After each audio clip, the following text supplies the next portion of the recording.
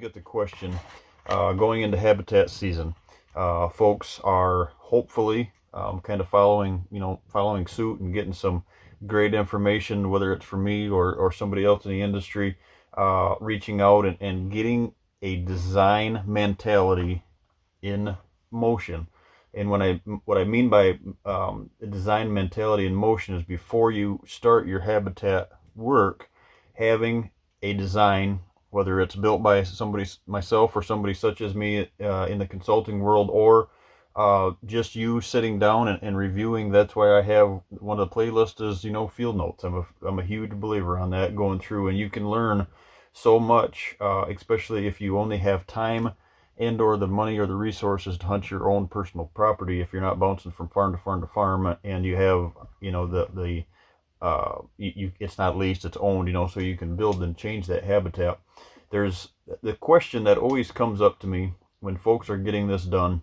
They feel like they have a good idea on where their stands are. They maybe hunted it, maybe it's a new purchase, but they've hunted it 2-3 years or whatever the case is. And like I said, one of the topics that comes up here is, can you really steer deer? And the answer to that is this is a note that kind of a blog here that I'm writing to add to the handbook this year. Is the answer to that is always yes, you can. Obviously on public ground, if you're a public ground hunter tuning into this, like we always say, you're looking for this stuff out on public ground. You can't change it. You're looking for fence crossings. You're looking for stuff that is similar, exactly what we're doing when that topic arises of can you steer deer. You just can't legally manipulate that out on public ground like you can, that we're blessed to be able to do on private. So the answer is, like I said, it's always yes, but it's a huge caution area. And the reason that I say it's a huge caution area is it's a very effective tool. And tonight I'm going to go over a little strategy here about, and this is a tough one because every stand location is different, but there's always things that you can do to manipulate that movement a little bit closer.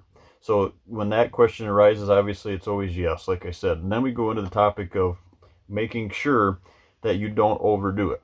If you are trying to steer deer, not place deer in like bedding areas closer to you, but steer deer as far as the contour might just not permit the flow or the funnel aspect of this movement. I've got a couple of these here on the farm where the stand, I really feel I've got a couple that I need to tweak this year, maybe like 10 yards, but it's the contour permits them that they can't get around. They really have no other option. They have to come through that spot. So that's the best case scenario, right? But them spots aren't everywhere. You either got to move the stand location, or you have to bring the habitat, correct the habitat as far as more of a steer, not a habitat feeding aspect or bedding aspect, but a structure aspect.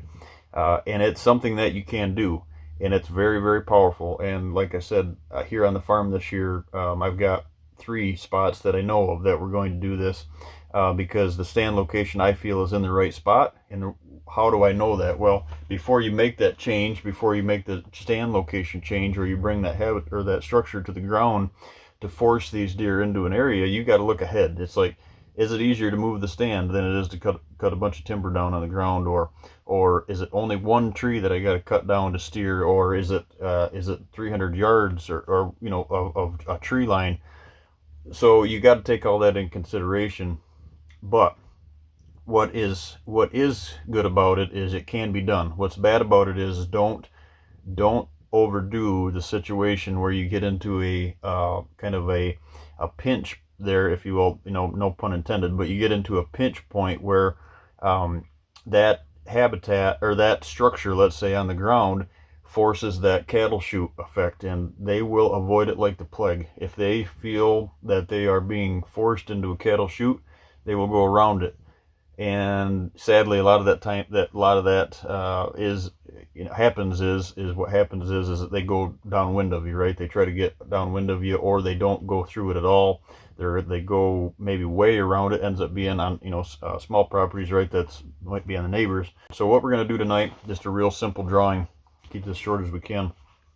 I'm going to give you one example of how to steer deer at a stand location.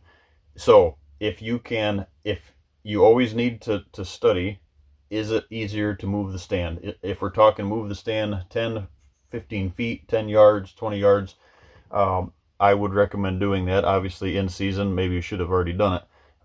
But if you're going to do that in preparation for next season, here is a way that I can do that. So sometimes you can use it in together, right? So you move the stand just a little bit and you put some structure on the ground to force them to you. Because here's the deal: is what I see most folks doing when it's move the stand mentality only, is you move the stand and now you're too far interior, and now you might think that you're in the right spot because you're closer to where that action, that multiple event action happened, where it didn't just happen once, it happened twice, maybe 3 times. You've seen multiple bucks skirting around. Maybe that there is maybe there was a spot in there that held some doe bedding that them bucks were scent checking, a real thick habitat area out in front of you. Whatever the case was, and you were just outside of it, always keep in mind that 20-yard, 50-yard push interior of the property could be too far in. Now you're opening up a can of worms behind you. So one, always make sure that your back is blocked. So let's start there. The back is always blocked. In other words, your access, when we cut any of this habitat stuff down on the ground, guys, remember that we're putting stuff to the outside. We're always hinge cutting, or we're perpendicular putting that stuff to the trail. It's never cattle chute that effect. So you're always you're not creating that cattle chute. When you're putting in your accesses, you are paralleling that. So in other words, you're sitting in your stand. We're going to draw this out. So if you're going to move in further, you got to bring your blocker with you. You know, sometimes there's no reason to build that blocker in the back of you, because you got a cliff or you got something else you feel like you're not going to get behind you, and that's perfect. Rock or crick shelf or whatever the case is, that's great. But in most cases, and what a lot of us hunt in hardwood settings, let's say, there is a way for them to get behind you, and they will. So you got to be cautious with that. But always remember, so step one there is, if you're going to move in, bring your blocker with you, bring the backer with you. So I'll show that here on a drawing here. The number 2 thing is that we're going to touch on is how to bring the structure in front of you. If you feel you're in the right spot, how to bring that to you just a little bit. If it's the right tree, maybe it's just a perfect. I got one of them here. It's a triple hickory stand, and it's the tree stand. If you could draw a tree to be in, that's the tree. Beautiful spot, perfect location. But I've got an old road bed that I didn't know. I knew it was there, but I didn't know it was going to react as open as it ended up being this year, because when I got the property, it was thick and it opened up, and the deer, the bucks and hardhorn during the rut were pushing through it. So I'm going to block it off a little bit, and I'm going to bring it down to me. That sit is a PM sit, so it's below the transition. So I'm blessed enough in that area, that spot, that I can cut the line of travel at the scrape and get above them. It's a leeward sit as well. Not only can I shoot that stand, can I shoot that licking branch from both sides, AM and PM. There's also another logging road that comes down 25 yards from the AM sit, that I can reach the logging road as well, that is perpendicular to the transition. So huge deal. Bucks used it multiple times this year. It was a great deal. That is when we're not bringing we're bringing our backer with us, but we're also bringing the habitat to us. What we're going to do is we're going to go up ahead of us, and we're going to bring the debris down as far as structure, and we're going to end to connect those trees right down on top of each other, and we're going to create a wall. We're going to create a brush wall. Where you have to determine this is that brush wall far enough away from your stand location? Like in this spot that I'm referring to, guys, this stand location that we're talking about, this triple hickory stand here, is not one of the ones I can hinge cut, is because I don't want the deer bedding there, because it has the availability to have a leeward stand. So if I happen to get in there or get out of that, and let's say a morning sit, try to go and get out of that deer bedded underneath it, not going to be a good deal. But it is a great PM sit, so I can kill cut those trees. So we're going to kill cut them, not hinge cut them. If it's just a PM or an AM sit that you can get in and out of it, and you don't have to worry about cutting line of travel, then by all means, 75 yards in from the stand, go to hinge cutting those, make that line of the debris wall tree that we're, or tree debris wall that we're talking about, hinge cut it, because you're putting habitat on the ground, it's potential bedding, and that, what we're going to find, we're going to show you here, is that leads out to potential buck bedding. So it's a huge deal, because if this works right, and this is designed right, and this is implemented right, you can have a barrier between your doe bedding and your buck bedding. So where's the caution side of this? You know, so to finish that, you have a barrier between your buck bedding and your doe bedding. He has to come around the end of that brush wall to go scent check those does, and he's on the downwind side of that. And it's a huge deal. Very powerful set. Where you're going to gain this knowledge is you're going to gain this knowledge by hours in the stand and learning the property. So the reason I wanted to bring this to you tonight is when we're going into the habitat season, this might be something that you're pulling out of your hat, let's say, or you're pulling out of your field notes to conquer and create and get started.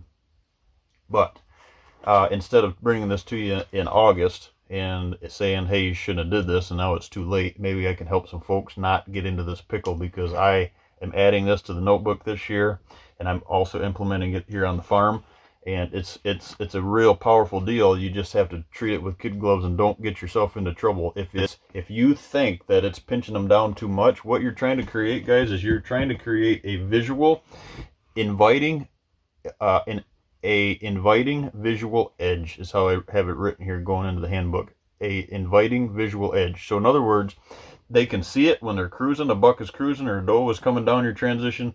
A buck is seeing it. He's seeing it 30, 40, 50 yards in front of him.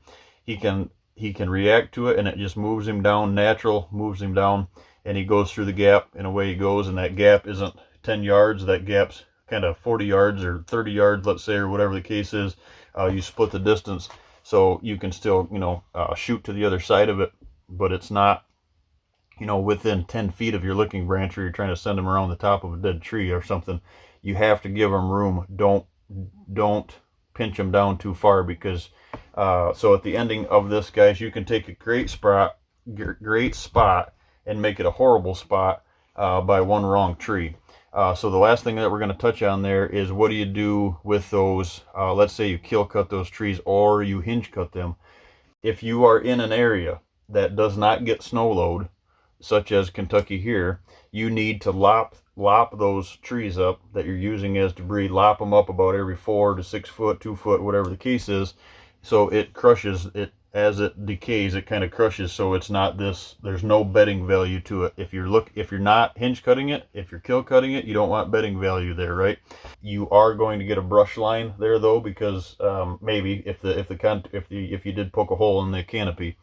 So a lot of things there that can work. A lot of just have, and we're going to do a multiple of these coming up here, just have a game plan in mind, and now is the time to do this kind of stuff, guys. Not when after leaf out and in the summer. You can still do it in certain months other than like July, or in certain areas where it's real hot, where you don't want to, if you're looking for regeneration, you're not killing stuff off. So take this into consideration. Don't get yourself into trouble, because there's only one way to cure it if you get yourself into trouble, and that's with a saw. But by the time that you're going to find that it's not working, it's in season, then you got to make the determination, now what do I do? Do I go in there with a chainsaw in the middle of the season? And most of the case, the answer is you got to correct it, or the spot just is a wash that year. It depends on the size of your property, like my 72 acres here in Kentucky, I've got maybe a potential to kill that same deer 100 yards or 200 yards up the transition. Some properties don't have that availability. You ruin one good spot, it could be the only good spot on that side of a 20, or maybe there's only one other option or two other options on a 40, right? So you really got to watch what you do, guys. But this is, I'll draw these out for you here so you can understand that a little bit better. Follow along with it. We get the whiteboard back on the wall here. I think I'm going to implement it back in here with me. So once you get this once you get your design created and you have some time in the stand and you're able to say, okay, the stand is in the right spot, my mulching is done, really no turning back in there now, how do I make it better? This is where you can, these additives, if you will, these whitetail additives that you can put into making a spot really, really powerful, really produce. Just be careful. Take into consideration that once you cut these trees, it has to be right, but don't squeeze them too hard. It's one of the biggest tools that I use. I've got, like I said, I've got 3, 4, 5, I don't know how many of them there is, multiple of them here that we're going to do this year on the farm, because I'm building a property that hasn't been touched. Never has had, not one tree improved, has never been whitetail improved ever. The life of the farm has never been. Now there's been some openings for ag and stuff on it, but it's never been geared towards whitetail, so it's a blank slate, hence the reason we purchased it. So take this one into consideration, like I always say, guys, and tweak this as you need. Reach out if you need any pointers on this. But this is one of those tools that can take a good spot. I've got a client in Iowa this year that's just looking to advance, killing mature bucks from 150, 160 inch, 5.5-year-olds, just looking to advance it. And this is one of the topics we were talking about, how to advance that just a little bit more, so you can spend less time in the tree stand and advance that and just polish it just a little bit more, so you don't have to be in there as much. So one of the big tools or big ways to accomplish that. So appreciate you tuning in, guys. Going into the new year here, stay safe, and we're off and running. We're close to getting into the end of the season here. A little bit of life left in the season here in Kentucky, and then on the road client trips and getting everybody geared up here to get in the woods with the saws and prepping food plot areas and building a better whitetail program. Thanks, guys.